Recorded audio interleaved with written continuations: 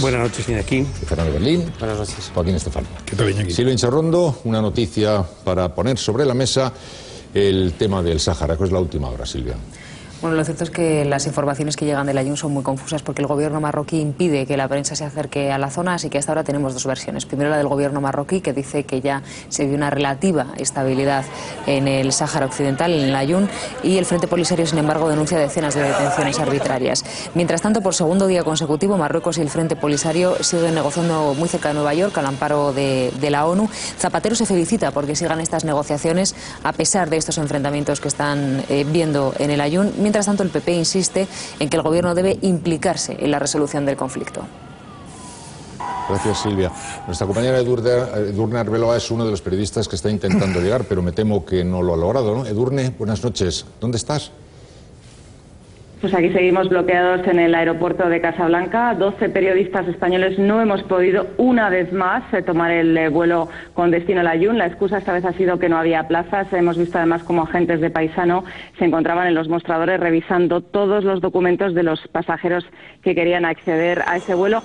No podemos ver lo que está ocurriendo allí en el Aaiún, pero sí podemos hablar con sus habitantes y nos están diciendo que se están viviendo pues mucha tensión. Sigue la ciudad en alerta ante nuevos incidentes. De hecho, nos comentan que ahora mismo se están produciendo incidentes en Esmara y en el Aaiún. Se están produciendo registros por parte de la policía marroquí, vivienda por vivienda, para detener a cualquier sospechoso de haber participado en los disturbios. Hace unos minutos hablaba con un activista saharaui que me comentaba que había tenido que escapar de una de las casas por la azotea para evitar ser detenido. Así que, como decimos, hay mucho miedo en las calles del Aaiún, una ciudad que está sitiada por el ejército, la policía registrando viviendas y muchos saqueos a comercios y a casas de la población saharaui. Gracias, Edurne.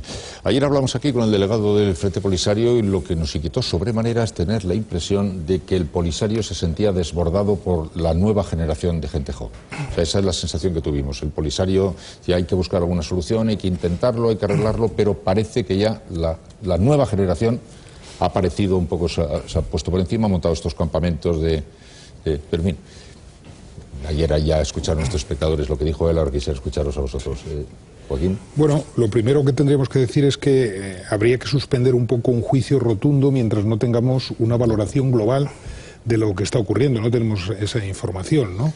Segundo, respecto a lo que tú dices, pues efectivamente parece que hay un nuevo atisbo, por lo menos, de un nuevo liderazgo en el Sáhara, probablemente en el interior, mientras que hay una buena parte del Polisario que está en el exterior. Recuerda también a otras cosas que han ocurrido en otros momentos. Y decir, en tercer lugar, que realmente el asalto se produjo por dos circunstancias, o coincidiendo con dos circunstancias. Uno, el inicio de las negociaciones en Nueva York, y otro, cuando sale un primer comunicado en donde no solamente no se abandonan la protesta por la situación social del Sáhara, que era el origen de ese campamento, sino que además se añade el tema de la autodeterminación y el tema político, ¿no? En ese momento es cuando se ha producido esto, ¿no? Francisco. Bueno, yo quería decir que el conflicto del Sáhara se vive con una enorme carga emocional en este país. Es un asunto de política doméstica. Veamos hoy, por ejemplo, varios parlamentos autonómicos han exigido a Marruecos, han condenado a Marruecos, han producido manifestaciones en varias ciudades españolas en las últimas 48 horas. Y esto es debido, primero, a la carga histórica de cómo se produjo la descolonización, a todo correr en la agonía de Franco. Hubiera sido realmente una locura intentar retrasar eso en aquel momento, porque hubiera habido una guerra probablemente. Hay que recordar que había una marcha verde en marcha apoyada por Washington, por Estados Unidos. Hassan II, el padre del actual rey, lanzó la marcha verde. Tuvimos que irnos deprisa y corriendo y mal.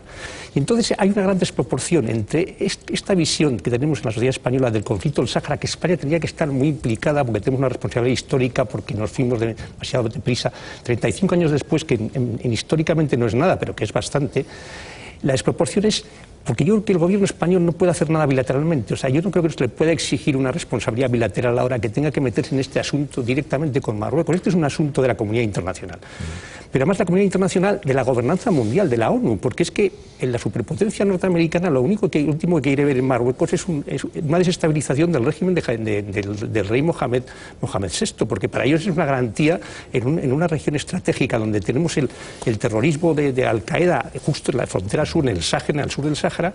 Entonces, cualquier cosa que desestabilizara a la monarquía, a la UI, pues sería tremendo. Entonces, por lo tanto, el pedir, como se está pidiendo, ahora el PP lo vuelve a decir, que hagamos una cosa enérgica, que saquemos pecho ante Marruecos, es que esto no se trata de sacar pecho, de ojalá, esto va por otro lado.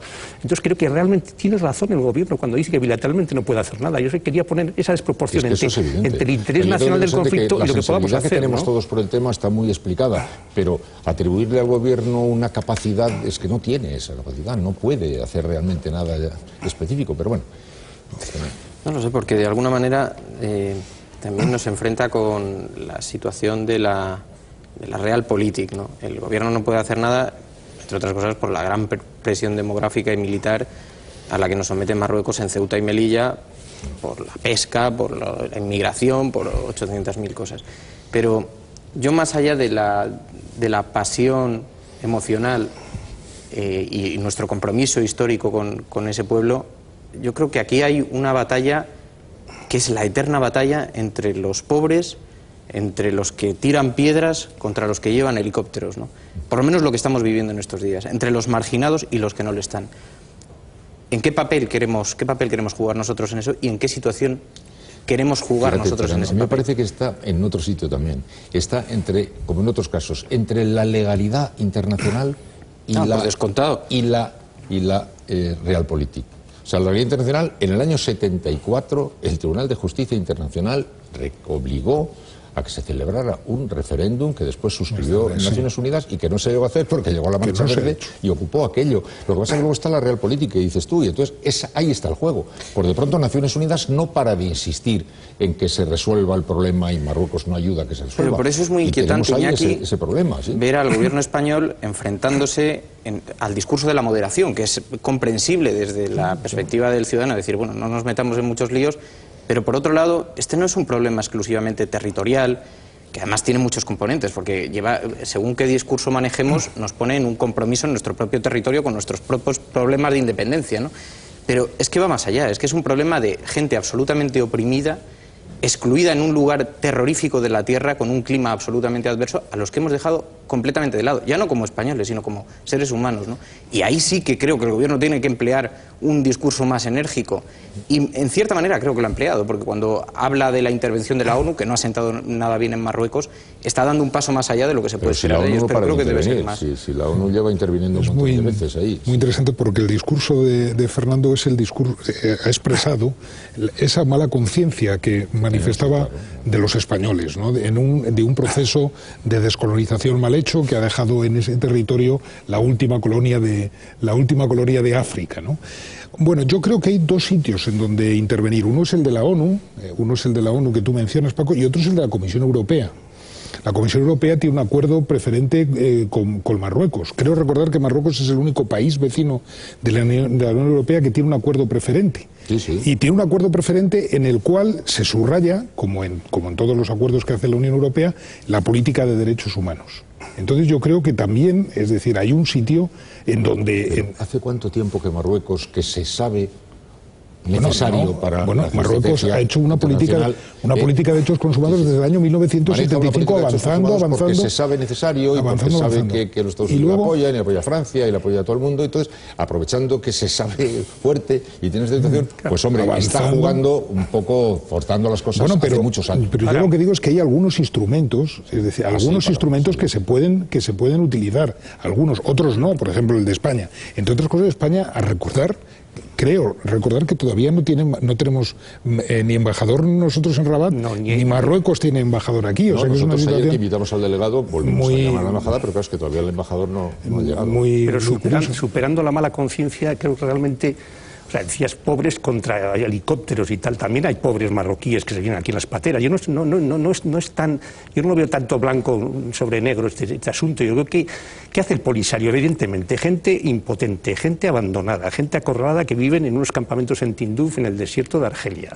Los que viven en el Sáhara, en el Aaiún, son gente que está sometida al vasallaje de la población marroquí, que son los auténticos marroquíes, entre comillas. O sea, que es la que se ha movilizado en buena parte hoy. Que además el gobierno de Rabat los ha lanzado sobre los saharauis, ¿no? Realmente yo creo que la represión mayor se ha producido no tanto en el campamento, la entrada de las tropas, la gendarmería marroquí, con los tanques de agua, y no sé si ha disparado con fuego real o no, o con pelotas de goma solo, sino en el Aaiún.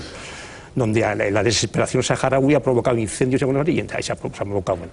Entonces, de alguna manera, lo que nos causa mala conciencia todo esto, pero realmente es impensable pensar que pueda haber un derecho a autodeterminación ahora mismo y que un nuevo país surja allí. O sea, es que eso hace ya tiempo que eso no quiere decir que eso sea... Ellos lo saben también. Hay que decirlo. Sí, el Polisario sabe efectivamente, esto, es impensable por los marroquíes o por los... No, por todos, por los marroquíes, por la comunidad internacional, por los españoles, por los franceses, pero por los en el problema. Es que era una vez, en el año aceptaría. 74, un pueblo al que España le otorgó la colonización, la descolonización, y entonces los organismos internacionales decidieron que allí no era tierra nullius, es decir, que no era un lugar donde antes no hubiera vivido nadie, sino que había gente, y que había que hacer un referéndum con el censo anterior a la llegada de los españoles. Y cuando estábamos en estas, aparecen decenas de miles de marroquíes, soltados por las autoridades marroquíes ante el hecho consumado de qué hacemos ante esa realidad. Entonces, estos señores, los que pueden, se escapan al otro lado, se van corriendo allí a 1000 kilómetros al sur del Mediterráneo, en Argelia, se instalan ahí a vivir y están esperando a ver cómo se arregla este lío. O sea, mientras tanto han pasado muchas cosas y todas estas cosas han pasado, han hecho más difícil la solución, pero en el fondo estaban ellos esperando a ver qué ocurría con sus vidas cuando los marroquíes lo resolvieron por la vía de ocuparlo con un montón de gente. Y si esto es una masacre, si esto fuese una masacre, o aunque no lo sea, todavía es más difícil. El problema se ha enquistado más, porque la posibilidad de la autonomía, que es la posibilidad que defiende Marruecos básicamente, yo creo que queda desbordada. Porque ahí está, porque el Polisario, por ejemplo, que estaba empezando a ir aceptando, aunque sea buscando los mecanismos de que, como así no se puede seguir, pues olvidando un poco los máximos ideales, pues ir buscando fórmulas de salida, se está viendo desbordada por la siguiente generación. Y esto es lo que yo creo que es que la siguiente generación es la heredera de una sucesión de engaños, entre otras cosas, por parte de los españoles también, ¿no? Porque les prometimos una acogida que nunca se les dio, una acogida moral incluso, y que se está abandonando. Porque es que a mí me sorprende que incluso la izquierda está empezando a abandonar el discurso de protección frente al pragmatismo. Es que no podemos meter mano en esto. A mí me parece terrorífico, pero por lo que digo, no tanto por razones históricas, sino por razones puramente morales, porque sí hay una desproporción evidente. Cuando estábamos viendo las imágenes, estamos viendo helicópteros abordando a unos señores que están respondiendo con palos. Y la gran frustración que producen esas imágenes es que nos ponen ante un escenario. ¿Qué hubiera pasado si el pueblo saharaui hubiera contestado con las armas desde el principio? Probablemente no se encontrarían en esta situación de debilidad. Y alguna guerra que duró. No ha habido acciones terroristas que siempre han estado sobre la mesa. Ha habido una guerra y la guerra la perdieron. Y es que es imposible. Yo creo que es posible que haya una generación de polisarios. No lo sé si lo hay o no, y esto lo va a demostrar. No lo sabemos. Pero me cuesta mucho pensar que después de lo que han sufrido, lo que han pasado, tengan ganas de volver a iniciar cualquier tipo de guerra. O sea, porque están obligados, está destinado a alguien vive en el lugar más central del planeta. Entonces, ¿qué ofrece Marruecos? ¿Marruecos qué puede ofrecer? Lo máximo que va a ofrecer Marruecos, que es una democracia sui generis, si me permitís, porque es una democracia, pero sui generis, es una autonomía regional, que no tiene nada que ver con lo que las autonomías no están. Pero claro, una autonomía regional ejercida por un Estado muy poco democrático, con lo cual, claro, ¿qué va a salir de ahí? ¿no? Añadamos pero ahora a esto mismo el pequeño detalle de los fosfatos de aspirar. Bucra, de la pesca, de que ahora dicen que si hay no sé qué otras cosas por ahí, o tesoro. En fin, un verdadero follón. Bueno, el segundo tema que quería también que comentarais es el referido al libro del señor Bush, que no hemos leído, porque ha salido hoy y no lo hemos leído todavía. Antes tenía un par de cosas, una referente a la tortura y otra referente a la guerra. Yo creo que Carlos de Vega nos puede contar un poco de lo que ya se sepa del libro para que después puedan comentar.